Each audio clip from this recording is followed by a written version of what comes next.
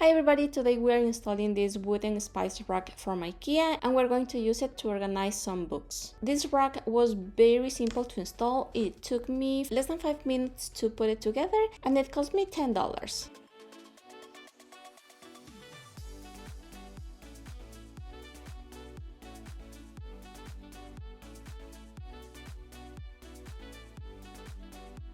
Now for me, this is the easiest way to install the rack on the wall.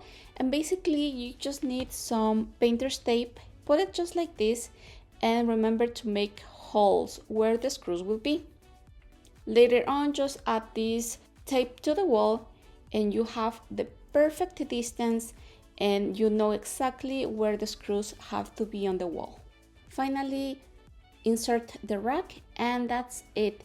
This was super simple to do and now we have a perfect place to put our books. And that's it for today. Thank you so much for watching. See you soon. Bye.